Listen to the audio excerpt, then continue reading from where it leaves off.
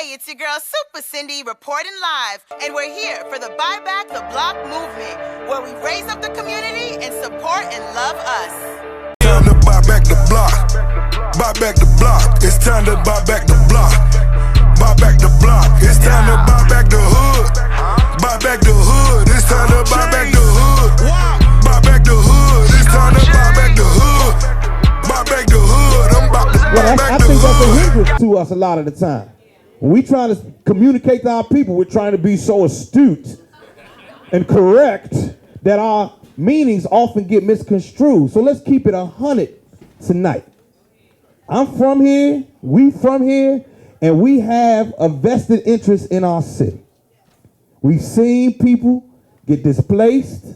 We got the same complaints. We always say, well, how come the Chinese people, the Asian people, the Hispanic people, the Middle Easterns get to come in and open something about it? We always complain. Well, tonight we get to find out how we can be those people. Come on in, come on in, come on in, come on in. Welcome, welcome, welcome, welcome, welcome.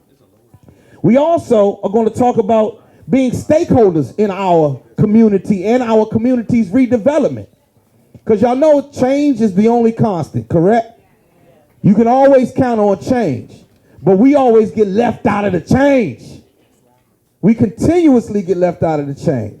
Well, now we get to take a stake in the changes and have some say-so, put our dollars to work. And that's what tonight is about. And this is the first of hopefully many. What does buying back the block really mean? She used one of the houses as a homework house. I mean, we're not even thinking like that. We're waiting for the city. We're waiting for some authority to come and take care of our kids' homework needs. When the lady was like, why are we asking them? We could do it. Here's a house. Bring them in here. 4 to 6 every day. I got you. Those kids are doing well, and that community seems to be thriving, correct? Well, that's how you can help, and that's what it looks like. What are the let's talk about our contributors and who they are, who our panelists are. As you notice, this seat is empty. Let's start there. This seat was reserved for Kenny Burns. Anybody know Kenny Burns? Okay, 2 people. We're good. He's not Kenny. If you see this tape, you're not greatly missed. Well, he ain't. I said, how many people know Kenny? We don't know Kenny. Who? Whatever. Well, Kenny Burns, he's a he calls himself and has patterned himself as a lifestyle specialist, and he makes a great deal of money doing that. He relates by local residents who represent a global brand. He could connect to how making the lifestyle of wealth building more popular. He works for Diddy. He is a senior VP of Combs Enterprises or something. So he works for Ciroc, basically. But I mean, let's keep it 100. We have a brother from Northwest DC who is Ciroc, day to day, in and out. He helped build that empire, and he's straight out of Northwest DC. Next up, everybody, please welcome Mr. Tony Lewis Jr. Give him some love. In case you all do not know, he's a community activist. He works close to the community and the need for economic empowerment. He connects with how residents are a product of their environment, and many nonviolent offenders are imprisoned because of their economic situations. We're going to talk about what happens when you go away and when you need to come home, and how there's no community, or at least no support in the community when you come back. Next up, this brother right here, his name is Bowman Kitty. And he is give him some love. Y'all better clap. He is transforming lives, careers, and communities through real estate. He's going to talk about how investing in communities can lead to success. Okay, and that, last but not least, we have Tessa Edison. She is building wealth outside of traditional buy and flip sort of models. She offers other options for building wealth. Who's familiar with buying? Oh, please give Tessa a round of applause. Now, how many people are familiar with buy and flip? Those concepts. Okay, so you see the commercials on TV. Show up this weekend. Come on down. You want to learn how to flip in your area? Oh, I got you. We got free lunch, too. Come on down. We give you a little book and pamphlet and everything. You're going to learn all the success for flipping houses. How many of y'all have gone to those seminars? How many houses you flip? Exactly. Well, no problem. But at least you went. At least you went and you realized that everybody... You received a lot of knowledge. Good for you. Good for you. Hopefully tonight we have some more knowledge for you. All right? So first off, for each of you, and each of you represent a different facet, give us a state of the union. And we're going to start with you, Bo. A state of the union on where we are in our communities. Just what's going on in our communities, basically. What's going on? What's going on in our communities? I mean, there's a lot of stuff going on in our communities at different levels. And I think, one of the things that our organization has been most interested in, I've been most interested in personally, is as our communities change and we see, development or change coming at us, oftentimes there's a great deal of fear. And there's a sense that fear comes from a fact that we don't think we're going to be able to participate in what's happening. It's not that we don't like nice stuff or we don't want things to be better. It's a sense that that's for somebody else, that somebody else is going to benefit from that. That was built for somebody else, it was created for somebody else. So I think there's a question, especially in this city, of what are we going to do to ensure that we participate in what happens in our neighborhoods, that we participate in the investment that happens in our neighborhoods, that we participate in the wealth creation that happens in our neighborhood, and that becomes part of how the community goes forward, and not something that someone comes in from outside and does to us. I think that the overall conditions globally, at least in this country, for those of you who are, federal government folks today, the Trump administration zeroed out funding for CBG and HOME, which are the biggest federal programs for developing urban communities, and took them to zero. So there's questions about the context we're in, right?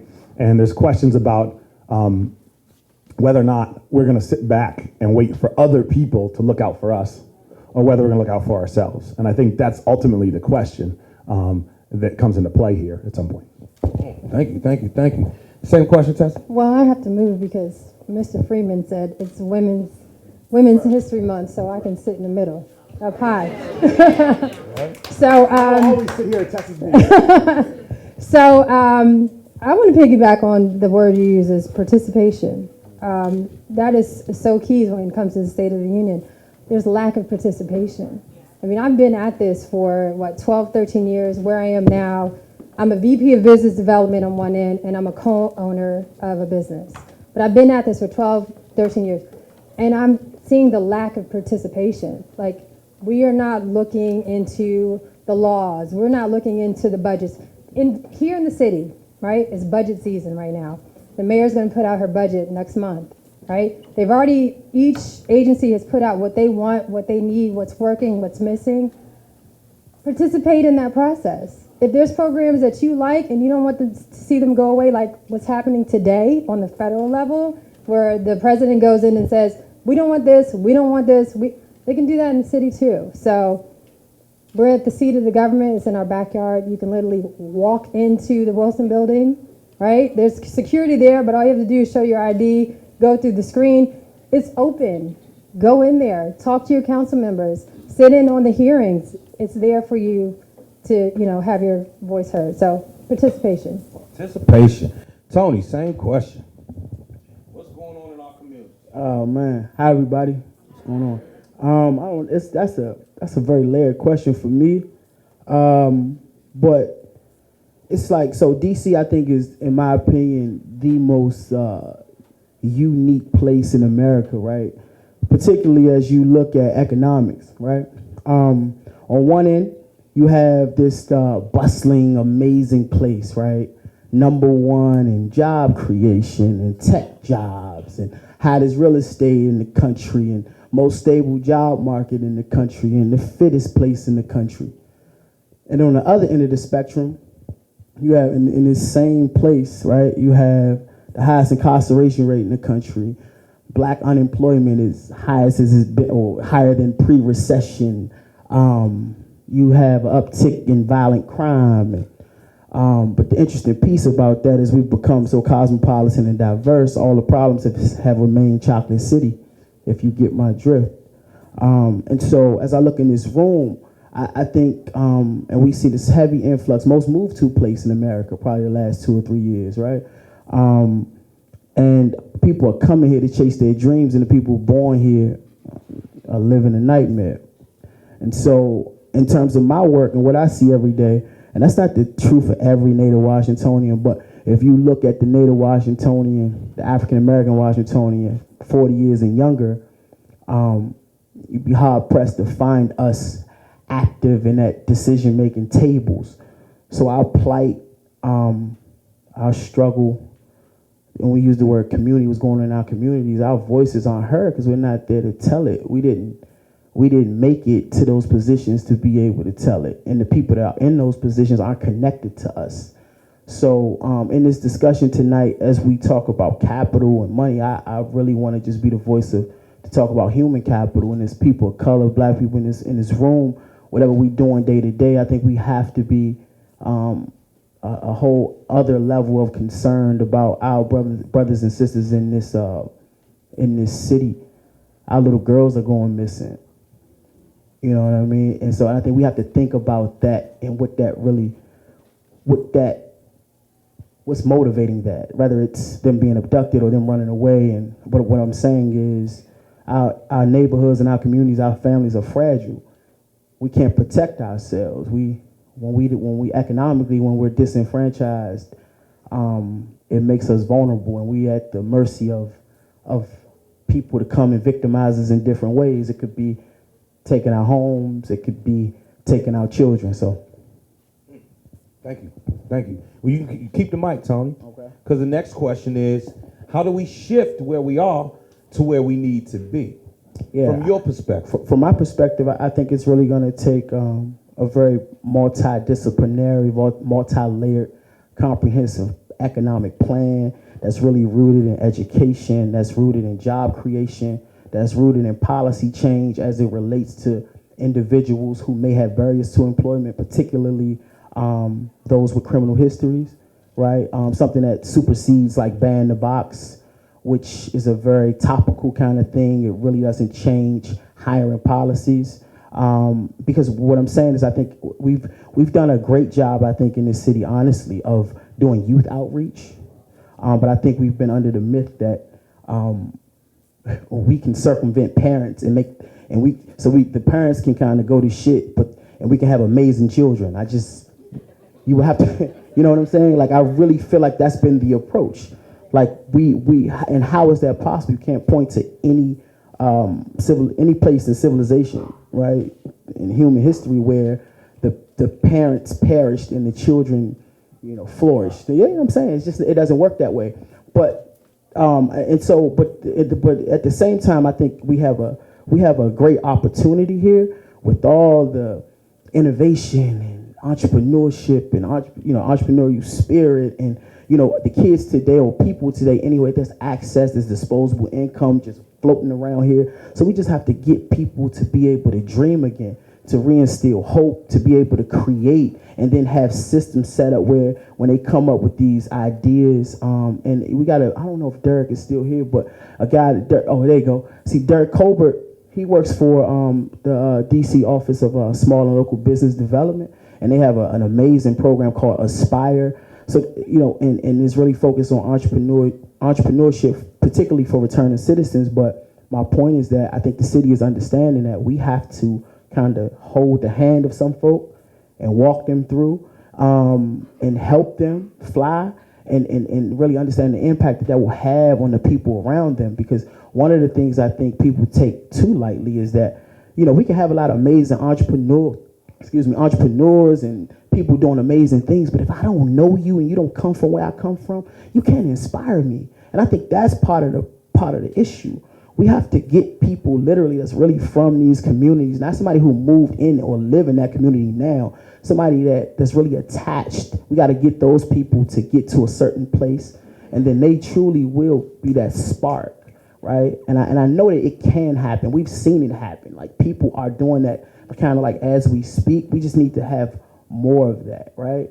And people do what they see, and I'm a big believer in that. That's kind of why we're in the situation we're in. They haven't seen enough of amazing people from their communities that really make it, man.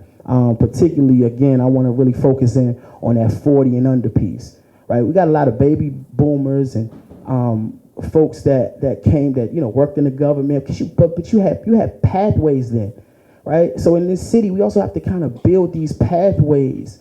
And everybody is not going to be an entrepreneur. And that's the other thing. I mean, I'm for entrepreneurship, but everybody can't do that. I don't even know.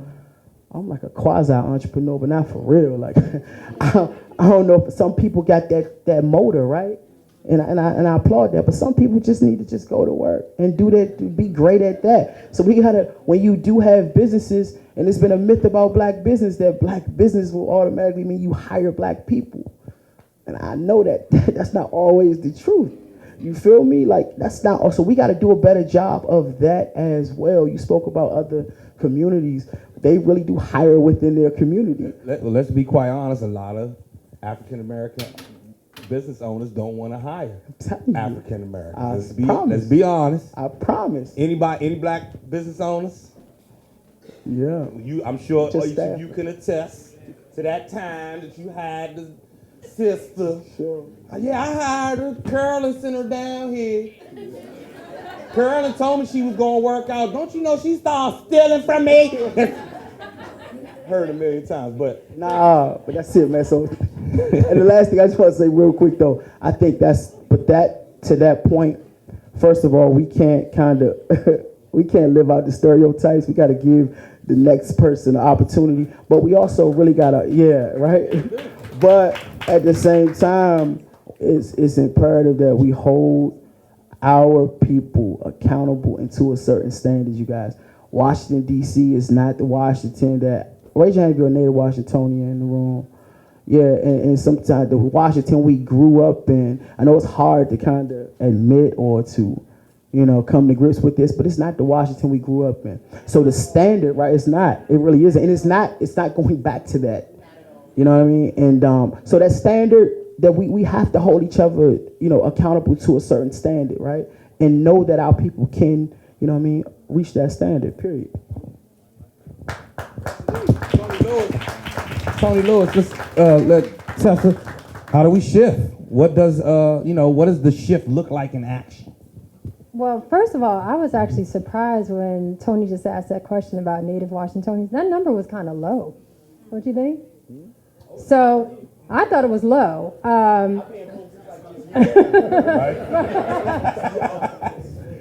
So, shifting is, you got to be prepared, right? You got to pay attention to what's going on. A lot of things that happen have already happened before, but we're not prepared for when they happen to seize the opportunity, right? So Tony's like, this is a good time. There's opportunity there. It's coming. But if there's not any preparation, it's going to go right by you. So let's talk real estate, because that's what I do, is real estate. So market crashed before, bubble popped before, and those numbers are back up to what they were when they crashed before. Did anyone pay attention to that?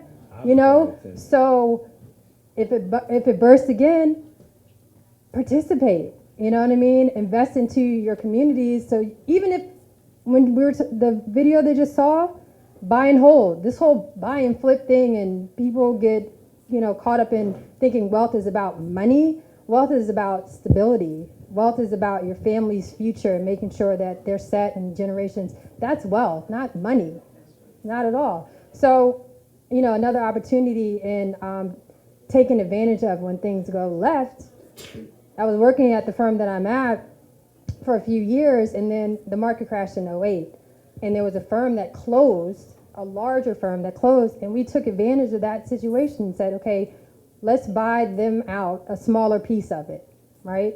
And open up a smaller business, like taking advantage of those opportunities. So the only reason I was able to buy in is, I'll share that, at the time when I was dating somebody and they gave me the capital I needed to buy in. Like, don't buy me shoes, don't buy me purses, like, invest in me. I don't need any of that material stuff. I'm educated, college degree, I'm a mother, I don't need any of that material stuff. I can get that stuff myself. I can get that stuff myself. So, just investing in ourselves and in our communities. Baby, what can I get you this week in that building down the street? I had my eye on it. Why don't you loan me the little money? You know you got it. I ain't mad at you, Tessa. Same for you, Bo. Oh man, there's two things that come to mind. The first one is changing the narrative. We often tell a narrative of success as being an individual thing. We talk about the brother or sister who made it out, right? And we start our business and I oftentimes go on places or panels and like, oh, well, you the guy who made it, or you the guy who it worked out, right? And that's a story, that's a powerful narrative in our community, but that's not our narrative. That's someone else's narrative about us. It's a narrative that says it must be unique that you made it out because you guys don't typically have talent, right? You're an exception, not the rule, right? And we, in our community, oftentimes we tell that narrative. And the reality is that people don't succeed alone. None of us made it on our own. There were other people that helped us, people in our community who helped us, people who sacrificed so that we could have, right? People who held us up when we were down. And so I think one of the first things we got to do is start to shift a narrative about our community that says, hey, you know, we're all down, and every once in a while, one of us pops up and says, no, actually, there's strength here. And that kind of leads to my second point, which is a conversation about assets. Typically, we look and we see our communities, or we see ourselves, or we see the places where our neighborhoods, and we see all the challenges. I mean, you heard Tony talk about it. There's real challenges. People are facing stuff every day, right? And so sometimes we see those challenges, but we forget that they're strengths, that the way that people persevere because of their strengths, that they make it through because of their strengths. And we fail to see the beauty in some of that. Like people talk about, you're talking earlier about blighted neighborhoods, right? And so what's blighted? You know, we always say from a development standpoint that, you know, people think of development as you go in a neighborhood and you either tear it down, and you build something new. But ultimately, in a historic neighborhood, you're going into a neighborhood and you're trying to highlight its assets. You're trying to find what's great about that neighborhood and make it shine again. So what if we look at people that way, right? Do we say, oh, you know, you're coming back to us after being locked up, okay, you're done? Or do we look and say, what are your talents? And so I think there's two opportunities to change the narrative. One is to make the narrative more collective and less individual. And the second is to take the narrative and frame it around the strengths and assets that we do have and figure out how to utilize those to move things forward. Man, thank you. We haven't spoken to you all night, man. My bad. Please introduce yourself. And we're still on shifting that, we're still on that shift question. Okay. I'm into the power shift because that's what we need to do right now. I'm Kimon Freeman, Angry Black Man in Therapy. I represent one half of We Act Radio, which is right around the corner on the radical side of Martin Luther King Avenue. Please like us on Facebook, follow us on Twitter, subscribe to our YouTube channel. We Act Radio. I read something from Tavis Smiley today, and he said that his grandmother told him that there are some fights that are not worth fighting even if you win. And there are some fights that are worth fighting even if you lose. And I love that. I'm going to rock with that for the rest of the year. That's my mantra for the rest of the year. I think grandmothers are the closest thing to God on earth.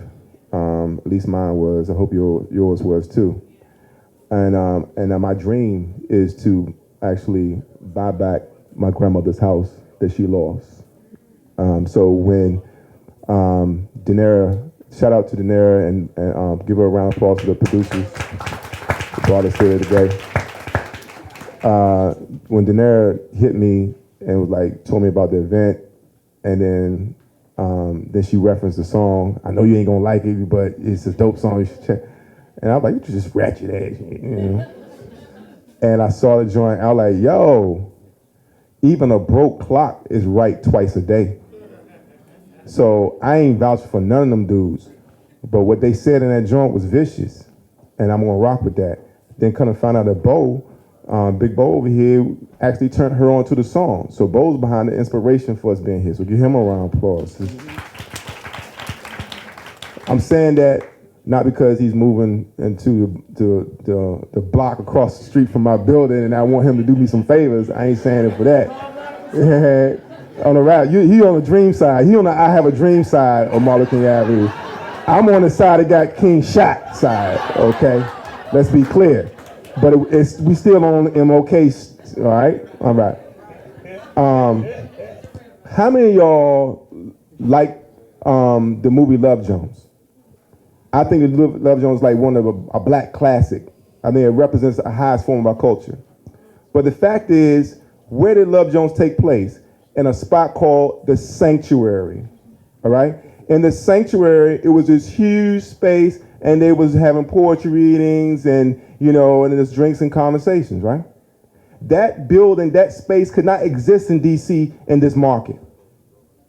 Probably couldn't exist in Chicago market in certain areas of that city. Okay? So what we're dealing with is the fact that it's a race for where, the rich get richer and the poor get, all right? Now, not only do the poor get poor, they get displaced. It's like the movie, Get Out. That's what, don't you kind of hear it when you walk down the street and they look, you still here? I'm telling you, I run an independent radio station that you never heard of because 6 corporations control most of what you see here and read, but we're not going to go there today. But a white woman walks down the street. I have speakers blast because I'm getting my Sam Jackson from Do the Right Thing on. That's Dr. DJ One Love. I'm putting it out there, right? And I be screaming in my storefront studio window at some people. And this white woman walks down the street and she knocks on the door. And that happens all the time. I got black people knocking on my door every day. Guess what they asking me for? A job. I mean, sometimes they ask you to use the bathroom, but most of the time, they asking for a job. So when I hear people talking about, oh, they this and they that, it's these dudes, they're like, look, they're looking. But this white woman knocks on opens the door, buzz the door, because it stay locked, so I just buzz the door. And she says, excuse me, but should your speakers be that loud? Luckily, I'm not the one she was talking to. There was another producer that was there, and she was very nice. Oh, well, we've been here for 5 years, and it's always been that loud. Really? And she goes on. I mean, I want you to say that we are in a hostile environment, okay? Because there's no such thing as a poor white community in D.C. There's no poor white neighborhood in D.C. So when we're talking about the city is getting more expensive, they're basically saying that the chances of us are getting slimmer of staying here. And I'm not against development. I'm against displacement. That should not be synonymous. Gentrification is not like rain and storm clouds, okay? It's not a thing of nature. It is a design, it is a policy, and we can change it. But guess what? They're not going to do it for you. Just the other day, Ina Shalal, the owner of Busboys and Poors, which is coming here to Anacostia, people are accusing him of being the cause of gentrification. Tap my shoulder when you want the mic. Saying gentrification, but that's not, no one business is responsible for gentrification. The city is responsible for gentrification. Do you know that when these big companies come to this city, that they give them a tax break? 10 years, they don't pay no tax for 10 years. Just like Trump and GE and ExxonMobil and all the other corporations, they don't pay no taxes, but you do. In a city that has taxation without. Okay, let's be clear. But so they roll out the red carpet for these people, but they look at you like, you want a handout. No, it's not a handout. So on his show on WPFW 89.3 FM, you should support. It comes on Monday morning, so you can flip between that and Joe Claire's morning show, which you should also listen to. He was interviewing the deputy mayor, Brian Kenner, okay, who's, great guy, whatever, I love his shoes, but he was on the joint and Mr. Shalal asked him a pointed question. What is the city doing to retain small businesses and longtime residents? Crickets. Well, we do have a Great Streets Grant. Now, for those who don't know, the Great Streets Grant is not a grant. It is where they have identified specific streets in the city that deserve a facelift, because it's kind of like, when the Olympics come to town, they had to scoop up all the homeless people and they displaced them. So the city put on a good face. So you can't have all this rapid gentrification and then the last surviving mom and pop businesses looking like some, so let's give them a facelift so it look good. Because it's not a grant. They basically give you $85,000 to have capital improvements to upgrade your existing business if you can first come up with the $85,000, spend that $85,000, and wait to be processed to be refunded that $85,000. That's not a grant, okay? That's a loan, okay? I appreciate the loan. I got one. Thank you. But that's not a grant. And it also does not help with the displacement part if my property taxes are going up and I can't afford my increase in rent, okay? And so to Mr. Law's credit, he asked him again, thank you for the Great Streets program. Wonderful program. I'll give you that. It's not a grant, but it's a good program. That doesn't help displacement. What are you doing for displacement? And then he says, well, we can't subsidize all of the small businesses throughout the city. I take exception to that because they have subsidized every developer that comes to this city, okay? I want you to understand that. They give them 10 years of tax breaks or whatever. There's a number of ways, a myriad of ways, and we're going to get into a couple of them tonight on what they could do. One of them they could do is a community land trust. All right, they grabbing the mic, but I got you. Okay. One is a community land trust. I hope to get an opportunity to go and elaborate on that further. And then another is simply you can have a property tax freeze. Oh, you have an existing business, you've been here how long? Okay, your property tax is capped at the rate that you moved in at. How about that? It's not gonna go up, okay? It's gonna stay right there. Or better yet, why don't we give you a decrease? You know what I'm saying? Because they can do that. The city has the power to decide. Do you know that the top tier tax bracket in this city is like $40-some thousand? Meaning, if I make $40-something thousand, or I make $800,000, or $4 million, we're paying the same percentage in taxes. Okay? Now, you know that is a bigger chunk of my salary from a $40,000 salary than if I was making $800,000 or $4 million. So why don't we have a tier tax bracket so the more you make, you pay a little bit more? Wouldn't that be fair? And that kickback goes to these social safety net programs and things of that nature. And what she said earlier, are we going to go into our councilman's office and say, excuse me, what are you doing to retain small businesses in this city and longtime residents? Ask them to their face, what are you doing to retain small businesses and longtime residents in this city? Because make no mistake about it, east of the river is the last frontier for gentrification and displacement. After this, it's the river. Okay? All right? So that's my time. I hope I get the opportunity to talk more about community land trust.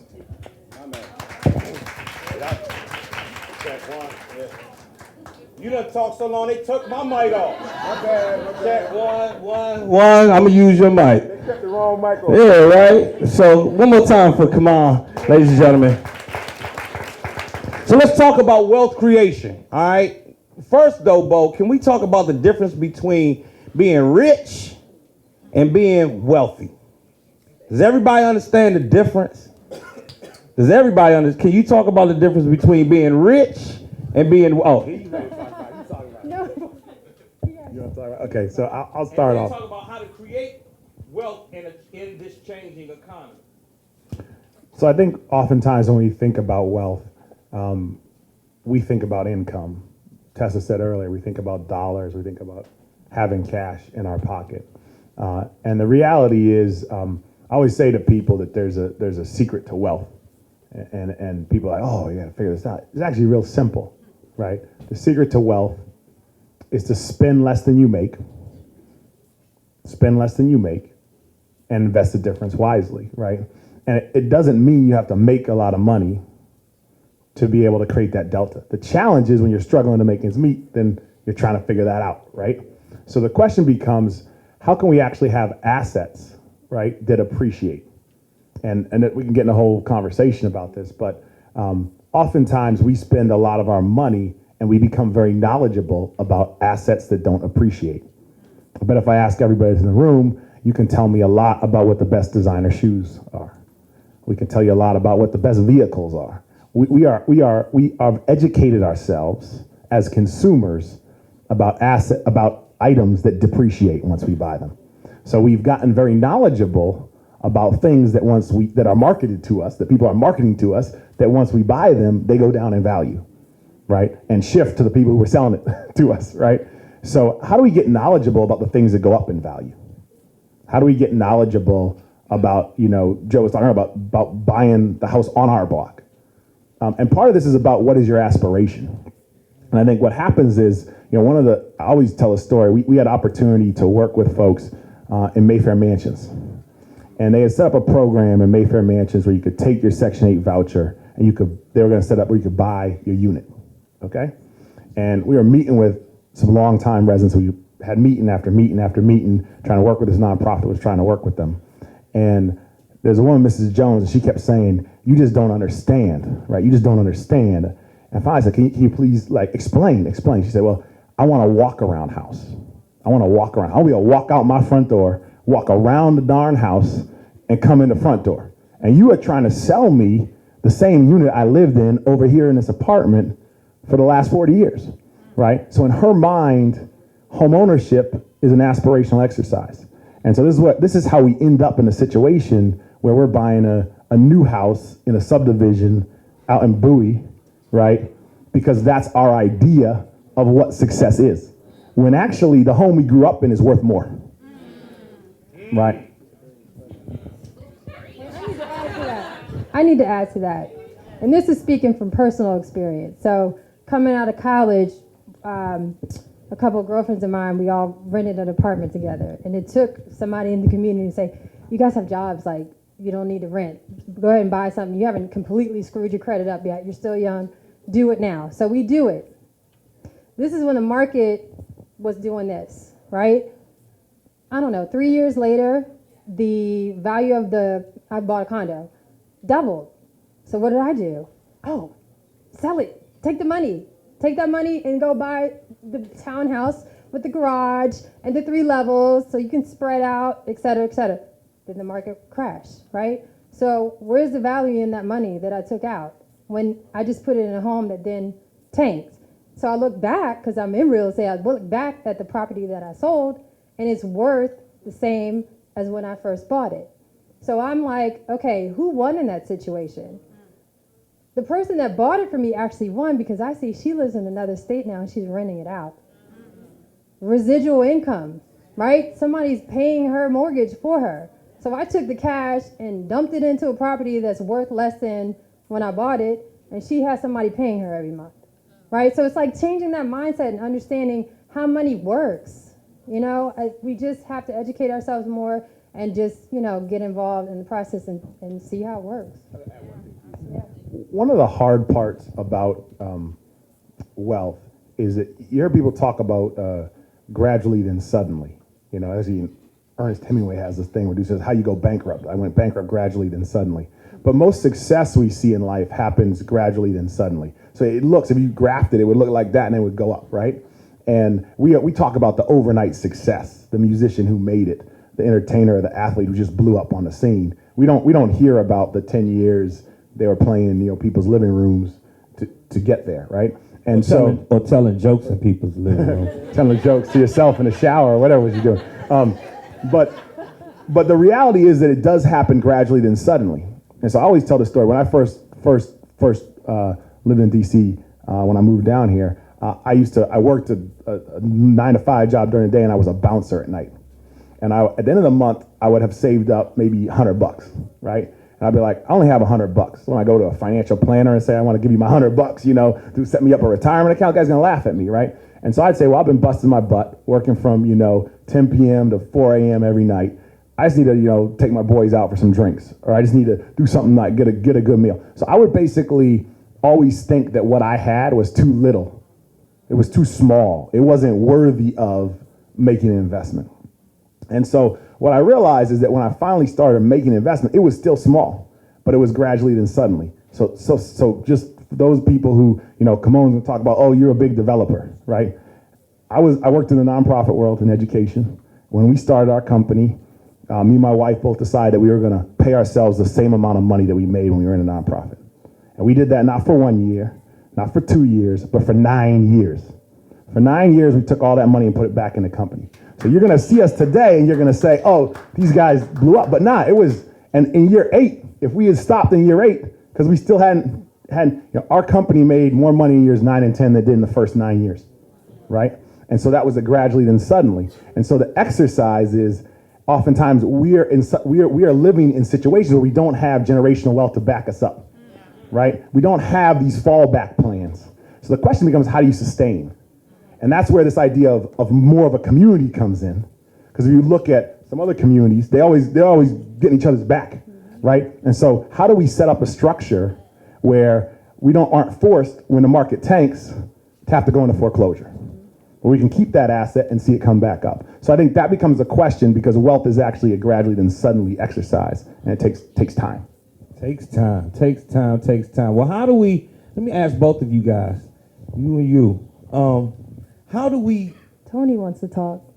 But before we get to Tony, there's a real, and I'm speaking from a real consumer place, because I'm a huge consumer. I like nice stuff. I grew up in DC in the 80s, so you know I got to be fresh. We can't go nowhere not being fresh. You know it. We all know it. Gotta get fresh.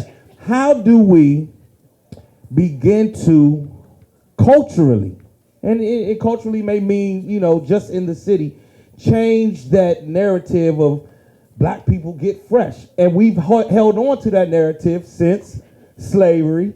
We had that one change of clothing that we put on, and it was our Sunday best, and we always went to church or wherever looking as dapper as we could, and then on Monday morning we were back out in the fields or whatever. We became sharecroppers. We had one suit, but then once we got jobs, we were like, I need every suit, and I need all the shoes and the car. I need the TV, the couch, I need the cereal bowls, I need the placemats, I need the best broom they got. I need the best vacuum, I need the best toaster.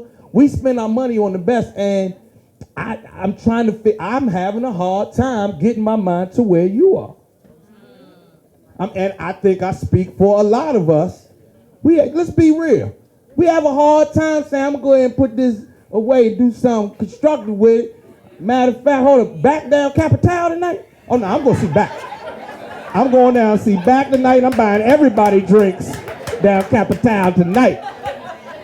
Don't nobody want this $100. I'm about to go do something. So really, Bo. Really.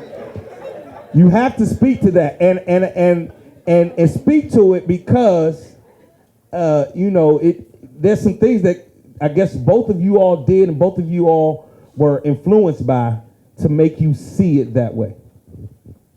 I've been in this business not as long as Bo, but for a very long time, and I actually watched him grow, right? So these are these things that were put in front of me that I saw. Those are my influences. So who is your influencer? And are they influencing you to build your wealth? If you're not, why are you following what they do? I'm not following. Now here's the thing. I don't follow nobody but me. And my money still be gone. That's the problem. That's Who why, is your influence? and that's why I just got my real estate license and joined the Men Kitty group, ladies and gentlemen. I really, really did. So look for me to change that. I'm trying to change Tesla. I'm trying. But you just answered yourself. What made you do that? You were talking about a shift. You just made a shift. Yeah, but right? Do you own a home? I own a home, but in my mind I was like, I'm about to make more money for more stuff. I'm listening to your social graces and all of that, but I'm gonna put that away, but I need to hustle harder so I can have some extra, because we like going to the Woodmont Grill. It is a wonderful place to be, and we feel so exceptional when we in there. That spinach dip make you feel like all the bills is paid. When you drinking Hennessy at the Woodmont, you feel like everything's all right. And then you drive back down Wisconsin Avenue and come over a few blocks and you be like, nah, it's back to the same old same. So the thing is, it's really easy for us to give these anecdotes, but then the work has to go into making me and having me change my mind for everybody's betterment. Because each person is going to have to change their mind so that the community thing that we're talking about really happens. That culture has to change. I'm trying. It's hard. Because the man in the mirror be telling me buy more stuff. It's definitely, I think it's ideology, right? It's conditioning that a lot of people, particularly people coming from poor communities, right? And not solely people coming from poor communities, but your value a lot of times is placed in the wrong, in terms of what you have or what you can buy the things. And I mean, I look at myself like, and I grew up around a lot of, what's the best way to say that? Like illegal money, right? If you will. This is DC. It is, right? And I'm gonna preference why I said that though, because in terms of how I saw money, right, or the value of it. I was taught they make it every day. Matter of fact, my grandmother worked at the Bureau of Engraving and Printing, right? That was a saying in our neighborhood. They make it every day, right? So why save it because they make it every day. Like money is to be spent. So I was conditioned that way, right? So and so growing up and becoming a professional and getting paid every 2 weeks, and me and my wife talk about this a lot. My spending habits are much different from hers, right? The idea of budgeting and things like that escaped me. Nobody ever taught me that. You understand what I'm saying? So and then we talk about generational wealth. The house I grew up in, right? My grandmother died in 2015. You know what I'm saying? My angel died in 2015, but she left me the house. Me, my wife, and my children. We lived in the house before she died, but I'm just saying that's my house. She left that to me. You know what I mean? But even that, for me, has been a process. I've been paying bills in that house for a long, but it's different. And I'm learning, right? I'm 30, I'll be 37 this year, and I'm learning things ideally I should have known a long time ago. So a lot of what you're talking about, I think a lot of people, but most people don't even find themselves in my situation where I can pay the taxes and I got the house renovated. Like I'm in that was a blessing, but so many people don't find themselves in that situation. So investments and things of that nature, it's not just scary to people, it's foreign. It's foreign. And also, Joe, like the conversation we had before, like it's some part of it is keeping up with the Joneses, but part of it is you kind of tell yourself that I deserve to buy that. I deserve to go get that Hawaiian at Walmart. Like I deserve that, right? It was just for the times when I couldn't do it, right? Man, Friday 5 o'clock, you be like, man, what? Man, you know what? Yes. I done gave these people all my time this week. With my Hawaiian and Hennessy, what? Yes. And and I think also like my mindset sometimes is like I can sacrifice and I cannot do things when I can't do things. The hard part is not doing it when I know that I can. Yeah, that's what I was getting at. Keep on. That's what I was talking about right there. That's what we gotta master. As long as I got the money, I'm spending. I know I'm not supposed to, but we keeping it real tonight. So let's not fake tonight. I'm not going to sit here and tell these people something fake. I don't save a lot. I started saving, but I'm not as good as I should be. I'm not as aggressive as I should be. I'm not as knowledgeable as I should be. But guess what? I know every Saturday morning, 10 o'clock, I'm hitting that Foot Locker app to find out which J's just dropped. And that's my life, and that's the life of most of the men I know. Real quick though, I think one of the strategies I've been trying to use, I'm not like all the way there yet, but for the people that both, right? Or the people that I know my man Doyan right here, the people that I ain't gonna just put him on the spot, but people that I know that are more fiscally, he like an accountant with the DOJ and all that shit. So he good. He's more fiscally is that a word? Fiscally responsible than I am, right? So my thing is that I've learned particularly I've learned to look around at people that are good at things, whatever it may be, right? You know what I'm saying? I might see you be really posting on your gym stuff on the gram and all. You be showing, oh, you got to anyway. So whatever it is that we're weak at, my point is this: whatever you feel like your weak areas are, no matter what it is, but particularly like saving and invest, you got to kind of, if you know people that's into that, you ask questions, try to model yourself.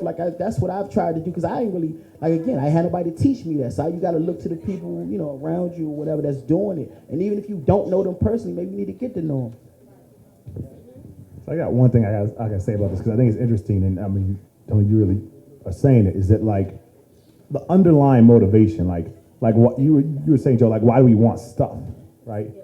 We want stuff because people told us we weren't nothing, right? We want stuff to show that we're somebody. We want stuff because we want power, right? And so we can either sit there and say, we want to have power, screaming from the sidelines and the stands, right? And it was actually interesting. It was a guy who was a carpenter who kept talking to me in the beginning and saying, ultimately the real people with power are the people who control jobs, right? They control jobs and they control housing. And so he kept saying to me, you think you want to make a difference in life, you don't need stuff. You need to control jobs and housing. And if you can control jobs and housing, you have power.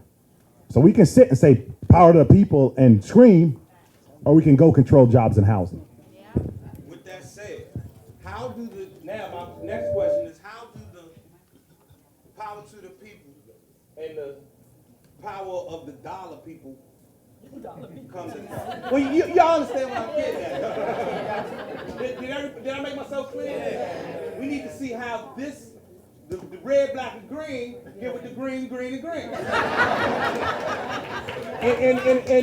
and do this. We got to start with changing, or I should say, as you alluded to earlier, shifting our thinking, okay? Because a lot of us have been miseducated, and we need to own that. I don't know about y'all, but my parents told me, "Oh, you just go to school, work twice as hard, you're gonna be all right," And then when I got the little fly black convertible and the little apartment, the love seat, I thought I was doing something, right? And I had this little fly model chick in the convertible with the top down, and so I'm going to get my last $200 out of the bank to take this chick to dinner and stuff. And so I'm standing there, and this little white dude, little run over shoes, you know how they do, He's standing in front of me, right? He's like twice my age, right? So he's standing in front of me for the ATM. He's going to get his money, right? And I'm sitting here, man, come on, you doing all right, man. Look at this cracker hat, twice your age, and you know what I'm saying? You doing better than him. You know what I'm saying? You all right. Yeah. You know what I'm saying? I got a love seat, convertible, chick smiling. I'm like, yeah, I'm on, I'm doing it. Man, he go do his thing. I come up behind him. He leaves his receipt on the joint. Now, why would you look at somebody else's receipt? I never done it before. I never done it before. So I go look, I process my joint, waiting for my thing. I look at his receipt, and that joint said like $300,000 in his checking account. I'm like, what? And I look, he driving over a little smoking ass Volvo, put. And I'm like, he got $300,000 now. Man, if I had $300,000 now, I get this, I get that. And that's why your ass ain't got $300,000 now, because you will sit here and give it right back to the people that, you know what I'm saying? Like, we got to change our thinking. Do you know I got my little last $200 out of the junk? I went to the pretty ass mall chick in my car and said, look, guy, we ain't going to dinner. We going to... This back in the day, we gotta go to Blockbuster or something, become a cook, and I get some dinner, go to Giants or whatever. And to her credit, she's like, that's cool, we can go share. I'm like, bet. So I went and spent $50. You know what I'm saying? And we in there eating shrimp and salmon, watching the movies. You know what I'm saying? And I still got $150 left.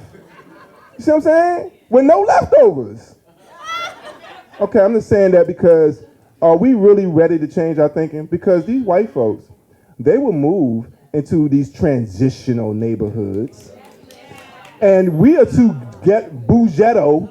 Oh, you live where? I ain't going over there. Them niggas shooting.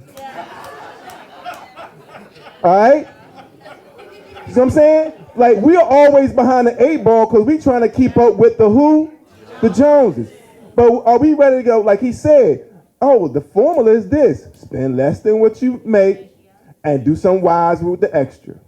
Are we ready to say, why don't we put our money together and go do over here? Because, like, for real, too many of us, we think success is, the 6-bedroom mansion with 4 bathrooms for 3 people, right? With 2 garage and da-da-da-da. We can't, all of us can't do that. I'm sorry, all y'all not gonna be millionaires.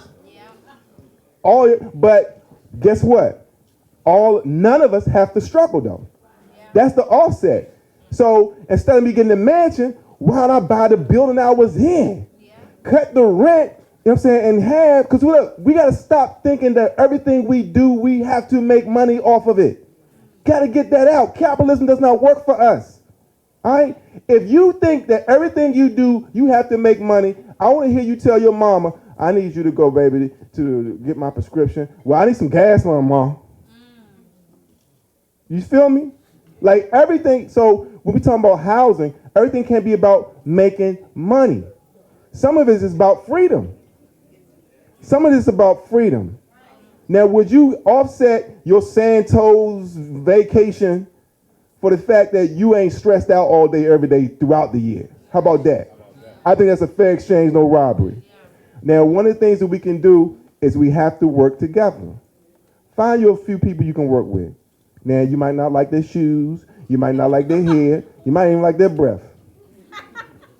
Because the reality, we keeping it real here, all of us had a job, but we ain't like somebody at the job. That never stopped work getting done. Let's be about the work.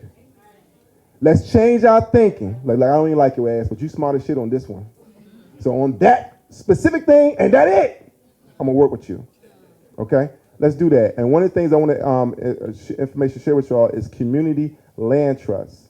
A community land trust is when the city gives over some property to a community group so they can develop and get the same sweetheart deal or some percentage of a sweetheart deal, and they develop it to make sure that the small business or the residents on that property are not exposed to the market forces, because rent keeps going what? Property tax keep going what? So what goes up must come. So we can't be chasing that. We got to figure out how we're going to circumvent that. All right.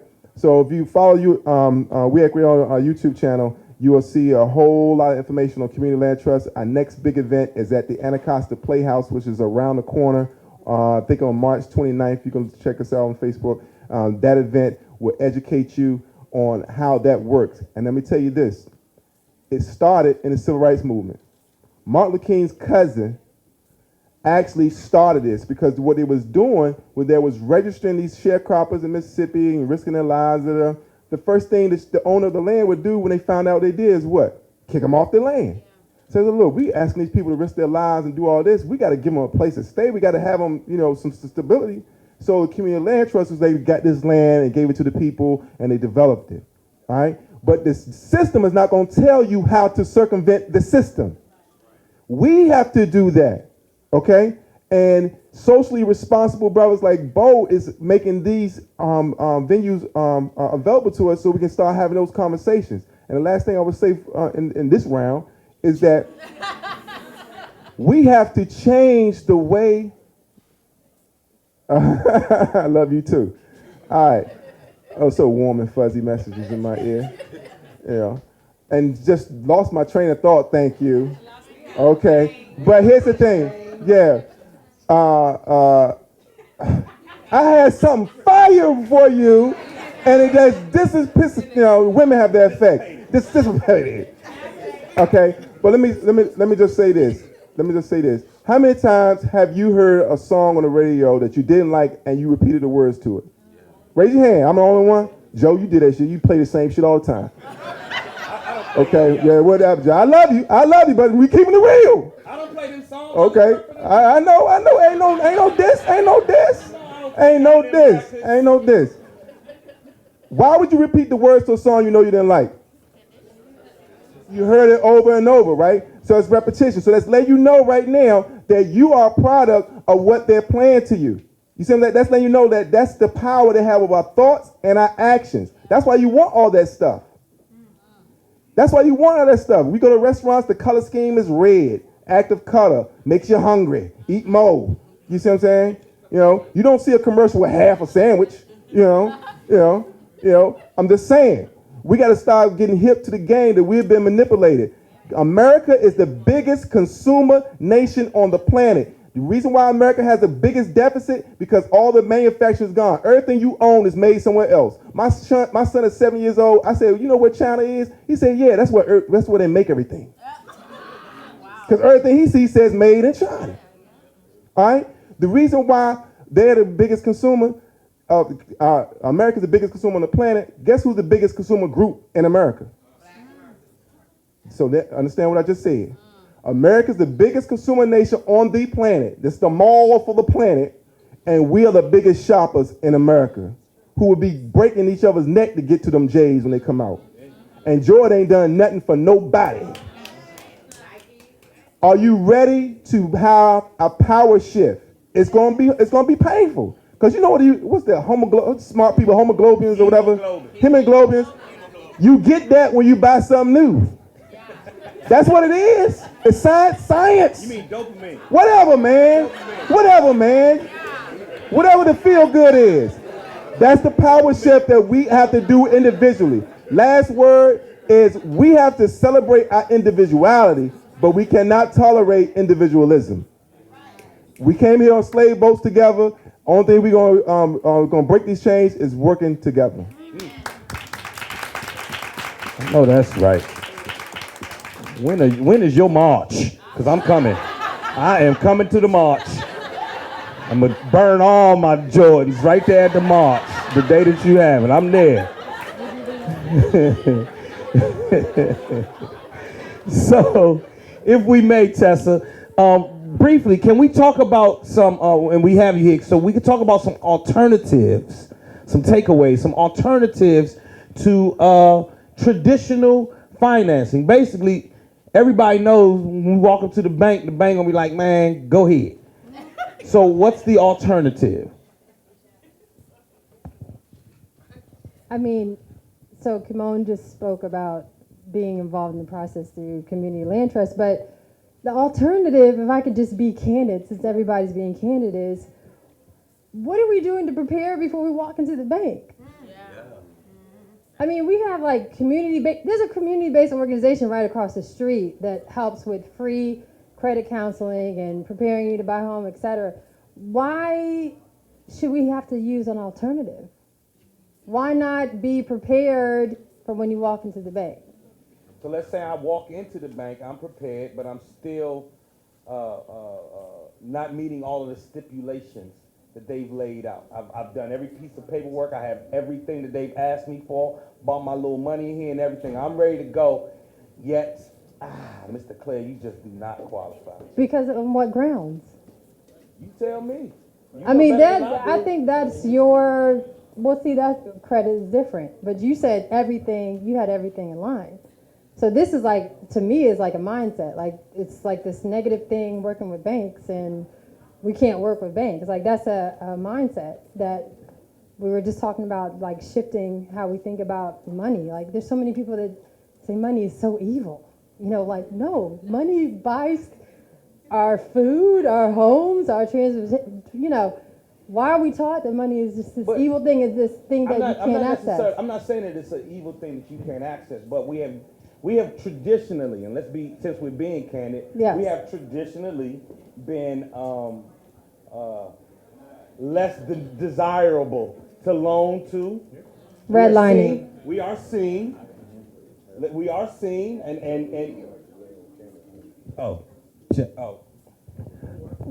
how do we thwart then those traditional forces that are real? They've happened I've seen it happen in my life, in my parents' life, in everyone's life that I know, where you was like, I had everything in order and I still didn't get it. So the reason I'm asking that is because a lot of us are like, well, we're not going back to Wells Fargo. That's a good thing, by the way. Yeah.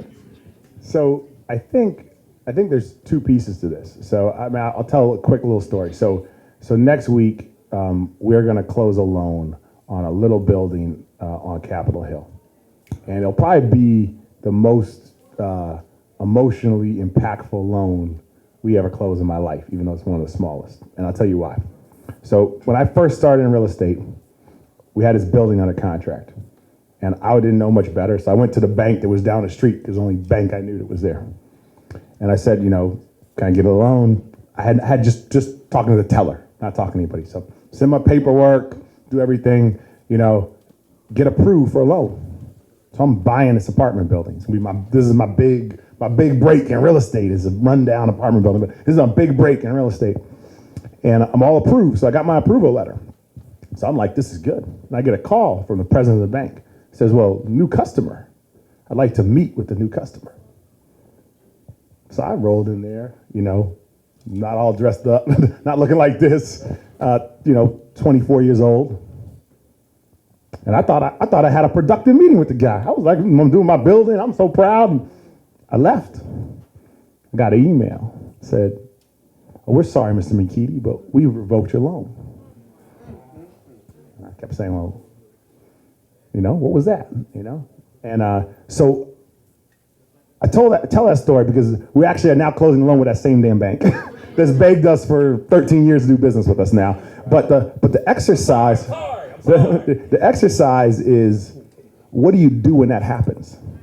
What do you do when that happens? So Tessa's talking about, like, when opportunity comes up. I always say when opportunity comes, we gotta be qualified. Meaning we gotta qualify the opportunity. Not every house you can buy is a good thing to buy. Not every opportunity that comes up, not every business you can start is a good business to start, right? So we have to qualify the opportunities that come in front of us and make sure they're actually the ones we want. But second of all, we have to be qualified for the opportunity. And we got to figure out, and that doesn't mean we have to have it all. It means we got to figure out how to get it, right? So I was very blessed at that time that I had bought this little house that I lived in with eight of my friends, right? Because I couldn't pay the mortgage, so I rented out all the rooms to people. But the house had gone up in value. So I was able to take a home equity line against my house, and I was able to get my dad, who's not at all well off, gave me a little bit of his money, which is his retirement. So here's an old man giving you his little retirement. And what happened was I called my dad and said, hey, this is what happened. Tell him about my story. He's going to tell me, son, pick your head up, go on. And he said, I'm going to liquidate my retirement and give it to you. Now, it made absolutely no financial difference in the overall transaction because my dad was not a wealthy man. But it was that sense of belief in me that this man was going to take everything he worked his life for and give it to me, right? That made me say, well, I can't just let this stop me. I can't let this thing stop me. So we cobbled together money from all different sources. It wasn't even that much money, but we'd go everywhere. And it ended up actually working out over time. But the question is, what's your community? Who are your resources? Who are the people that are willing to go all in for you when the chips are down, right? And if you're not going to go all in for yourself, I wasn't ready to go all in for myself. I was ready to give up. I was like, these guys stop me, I'm done, right? So how do we figure out how we can do that? And part of that is understanding who's in your community. Like, there are people that have gone before you. Like Tony was saying, there's people who are good at the parts you're not good at. So if you're good at this part, find someone who wasn't good at that part and be willing to share. Sometimes back to our narrative of being individual successes. The narrative is, I got to go get my business. I got to do my business. I'm the CEO. You know how many people I met getting broke and they're the CEO, But so who are you willing to partner with? What are you willing to give up? Do you actually understand where you create value? And so starting to think about those relationships that actually can get us beyond some of those obstacles that Joe's talking about. Like, how do we create those relationships that move us beyond those obstacles? And really quick, so the obstacle that you kind of brought up was a big bank, right? I think we fail in supporting our community banks. Community banks are community banks for a reason. They know what's going on in the community. They have board meetings and they sit down and say, I know this young man and I know what he's trying to do, so therefore I'm going to give him a loan. Wells Fargo is not sitting here knowing what's going on. So that's my alternative, support community banks. You have your industrials, you have your... I'm on loan committee. Oh, yeah. Hey, did you want to say that out loud again? Or you want to keep that loud? No, now these many years later, I'm on the loan committee of 2 local banks. So when Joe comes in there with his loan, it comes to me. And I'm part of the people who decide, yay or nay, does he get his loan, right? So that's the question. 13 years ago, I was ready to give up on banking altogether and put my money under my mattress or something. But so what can we do to get ourselves in position? Who are we relating to? What are the opportunities, right? How do you take the skill sets that different people have and put them together to make something bigger? Got you. All right, we're about to open the floor. It's time for questions from anybody here on the floor. I guess I'll walk out with the mic. Put your hand up. Brother's hand went up first. Start with you. Hi there. Sheldon Clark, a Ward 8 resident here. My wife and I were architects in the neighborhood. And one of the things that we see a lot of times, and I found for myself when I moved to DC first, is I'm living in Petworth or Columbia Heights, spending $600 on rent, sharing a house, where my peers are looking down at me like, oh, I got my own 1 bedroom, paying 3 times as much, 4 times as much. What are other cultural differences that you see that we should, try to reject or move away from, whether it's like getting a roommate or doing a basement apartment or something, so we can build wealth the way that other people are building wealth?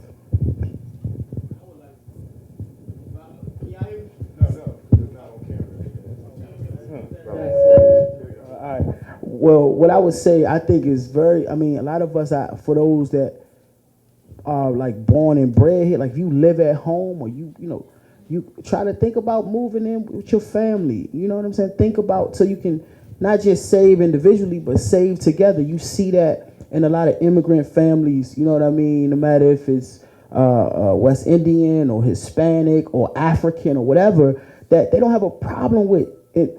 They leave the nest when they're really, truly ready to leave the nest and buy and purchase and things of that nature. I think that's something that we feel like it's, man, I got to get out of here, Joe. You know what I'm saying? Because, again, it's about status. Like, I got my own place. I think we got to kind of for years, that's what we did in our communities. We got away from that some kind of way. I think that's so important. Another thing I think is for us culturally, that I see other people do. Again, I think it's important to trust each other, man. We have gotten completely away from that. Like, so if I haven't known, even if I know you all my life, I don't trust you. It's like, it's crazy to me in that way. So it's hard for me to go into business with you or to be the part of a community trust when I don't trust people. I don't want to I don't know them. That's the first thing people say. So particularly, I think, like we've kind of echoed this here earlier, but I want to reiterate this, right? This is the last frontier, right? They're going to redo this waterfront over here. You already got the MGM right there. You have water taxis going to Georgetown and the soccer stadium and the National Stadium, and the panorama room got the most amazing views of, like, listen, it's happening. It's coming. They're redoing St. Elizabeth, right? They're going to build the Wizards facility, but they also building the second phase is housing. So you want to think about, every employee for Homeland Security is going to eventually be on the St. Elizabeth West campus. So you got to think about those people going to need to eat lunch every day and happy hour and all that stuff. My point is that it's coming. So it's time. If there's ever, it's no, in that, I love the video, but it's no blight. That doesn't exist here anymore. There's not a empty lot here that nobody ain't already looking at. Like, yo, we're going to build 10-story something. And I'm going to give you really quick on my block, right? I live on Hanover Place, right? That's like in North Capitol, New York Avenue, if y'all don't know. But anyway. But Tony, who don't know what Hanover Hanover I'm just being clear, But now, real quick, very small block, right? So they're currently building a 114-unit apartment building, right? The front of it is on N Street, but the majority of the building will be at the top of Hanover. And then we got to go to a meeting on Monday because someone is talking about building a hotel at the corner of North Capitol and Hanover. Like empty, like one of those lots, she said. They're going to build a hotel. They're proposing to get the zoning to build a hotel on a residential street. You understand what I'm saying? So for Washington is, again, kind of under attack of those kind of developments. So listen, bro, they don't care nothing about nobody. My man just got killed, and I'm just saying honestly, my lifelong friend just got killed, 2 Mondays ago on my street, 70 shots. And then 4 white girls moved next to me on Saturday. No, Sunday. I'm sorry, on Sunday. It just passed. No, they don't know nothing about it or because guess what? When those shots went off and I came out the house and he was laying down there at the time, I didn't even know it was him. Guess what? So we was talking amongst neighbors, right? Like, Tony, oh my God. Because I know, they think the shots, Tony knows without anyway. So I'm like, everybody, is everything okay? So everybody's like, yeah, everything is okay. And then my man came out the house, was like, Slug, that's my nickname, right? Slug, somebody down the street. So I go down the street and I'm like, oh my God. And I'm telling my neighbors, right? My neighbors are very diverse, let's just say that. I'm like, yo, you know what I'm saying? I couldn't tell who it was. The police at that time was roping it off. They wouldn't let me right up on the body. But one thing I knew was that whoever that was, I knew them. And what they knew is they did not know him. You understand what I'm trying to say? So a lot of what happens in the community, a lot of so I gotta ponder this, right? For me, I gotta ponder because I had to jump out. Me and my wife we got 2 daughters, a 3-year-old and a 6-month-old. We had to jump out the bed and grab them and run in the middle of the hallway. I gotta ponder that. I don't want to move to Silver Spring or Rockville. But I got to ponder, do I want them to see what I saw? For the people moving in, that's not their scope. They don't have to really, because no matter what happens, and they'll rob me before they rob one of them. But when we die, when we're dying and victims of violence and all that, what happens is that it impacts us. To the people that's moving in these communities, whether they're already gentrified or they're in transition or they still low income, a lot of what the resident that's been there for a long time go through, they don't even go through. It's not the same thing, man. And that's a very interesting dynamic when people are thinking about raising families and you're like, yo, what I'm going to do? At the same time, other people from, I got this drone thing and they just looking down and like, hey, you know what can go here? A hotel. And I'm like, yo, that's crazy. So anyway, I'm going to do all I can to fight that. But I'm just saying, you got to think about if we don't do that here, around this way, you're gonna see that on 16th and V in Chopper City and Langston Lane. It's gonna be amazing. Thanks, Joe. I do have a comment and I do have a question too. One thing, Tony, what you were just talking about, people move in their vision. See, their vision ain't what's happening right now, right? Their vision is 10 years from now, 15 years from now. See, they may have gotten access to some of the plans that have been created that shows what's going to happen 15 years from now. So they understand what's going to be there, right? And they bank on that. That's why they come on in when them kind of things happen. This has been great. I commend you all on putting this together. One of the things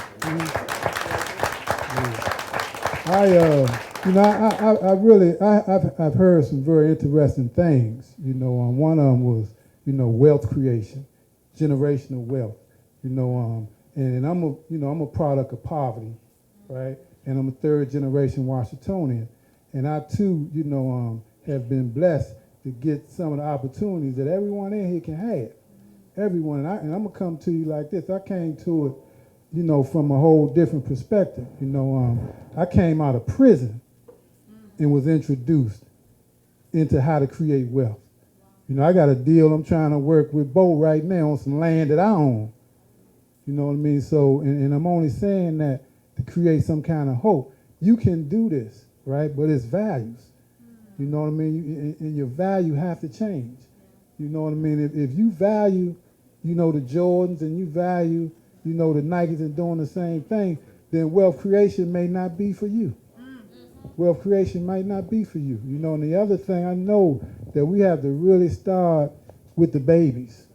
We got to change their perspective on things. If you don't do nothing else, begin to work with them babies. Because I can assure you, the opportunities are here. And you got to put work into this. You know what I mean? I didn't come out of prison, with a real estate license. I didn't come out of prison understanding what real estate is. But I put the same energy that I put into that I put into selling drugs before I went into prison. I just flipped it over. And as a result of that, I've been afforded an opportunity to create wealth. Understand what an appreciating asset is. You got to understand that. You know, I got blessed. Somebody showed me something, right? And it was a picture.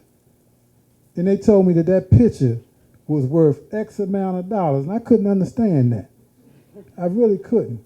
You know, but guess what? You know, I got into it.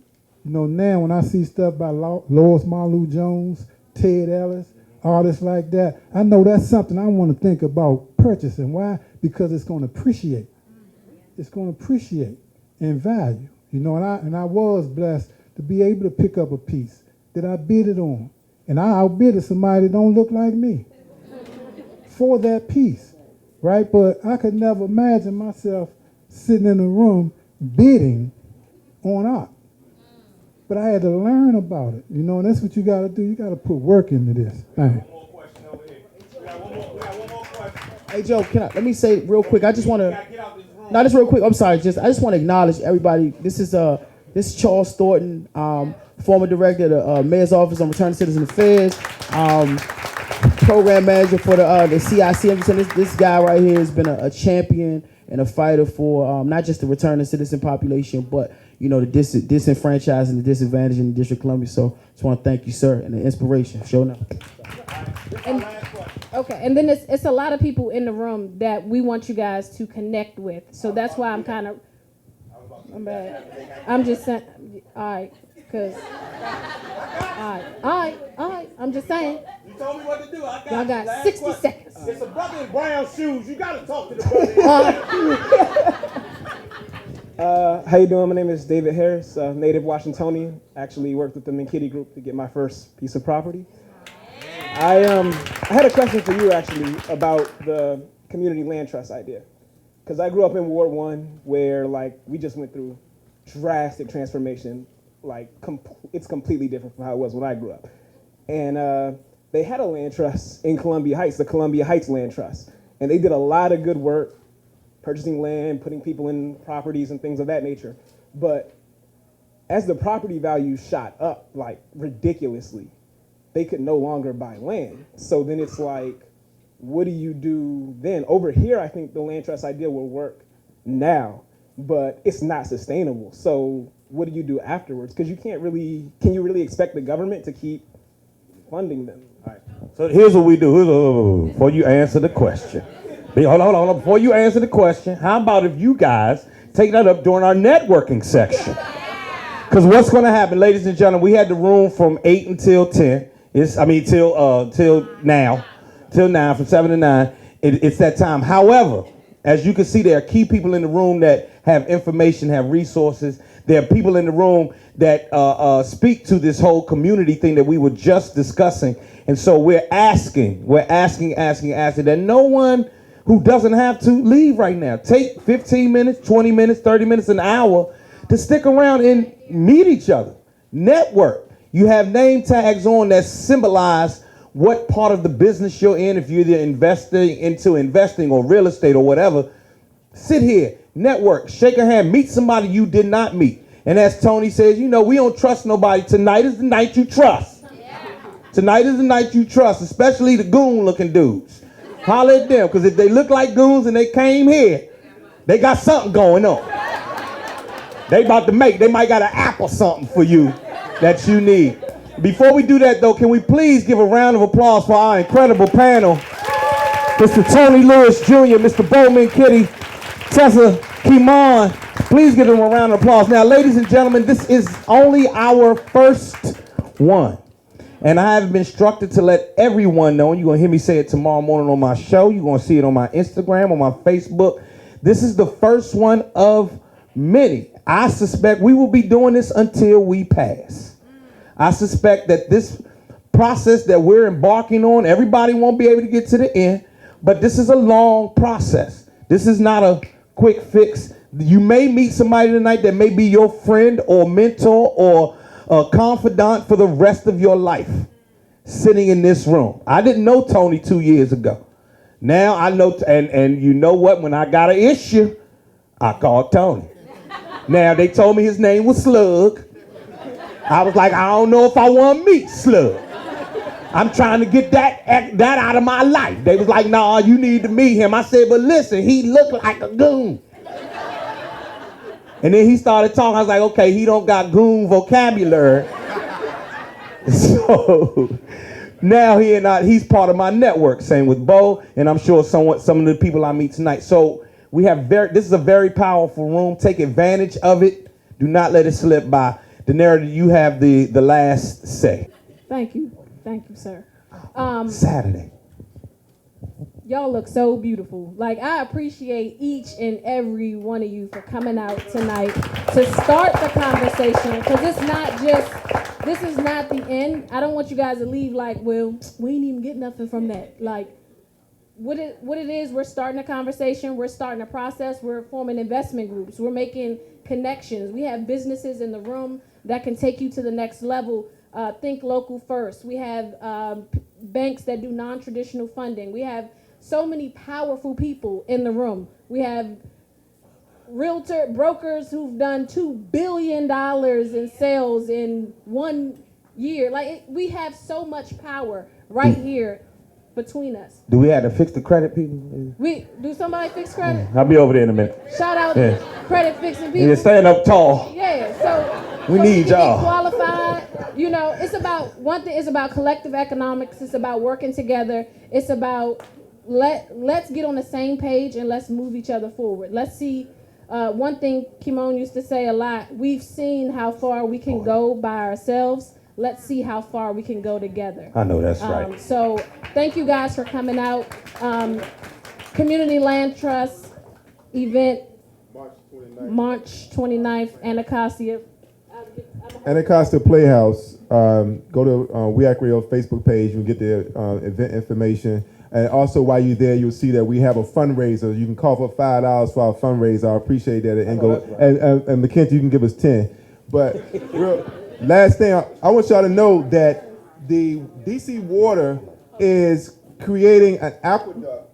You said event.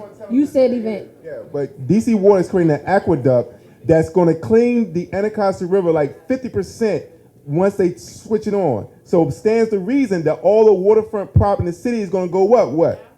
50%. Guess when they turn it on? 2018. Guess when they're going to be finished with the gated community of St. Elizabeth? 2018. Guess when the 11th Street Bridge Park that makes this a walkable community is completed? 2018. So we don't have a lot of time. We got enough time, not a lot of time. Let's do it now. Let's come together. Thank y'all for having us. I know that's right. One more thing before you guys go. This Saturday at WPGC, 1015 Half Street, Southeast, right up there by the National Stadium. I'm having my first, Where the Mirage used to be. Yeah, right by where the Mirage and the Club 55. Where the 55 used to be. Listen, let me finish. Listen to me. I'm having a first-time home buyers seminar. If you know anyone who is interested in learning about buying their first home, come see us this Saturday. We will have food. And we will be there because I have to buy my first home, 11 o'clock, 11 to 1, 1015 Half Street, Southeast. You can listen. We putting it on the radio all day. And then what other thing do we have to announce? We got drinks. And we got drinks. So we're the Menkidi Group, East of the Rivers, ARP, which Daenerys is part of. We're going to have a home buyer seminar at the Anacostia Library on 329, right? So you can go to both, but join us over there. We have a huge room. We have food, everything, and all the education.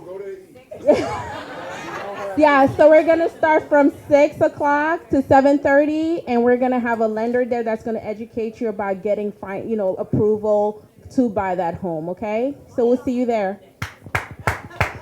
Hey, it's your girl Super Cindy reporting live, and we're here for the Buy Back the Block movement, where we raise up the community and support and love us. Time to buy back the block.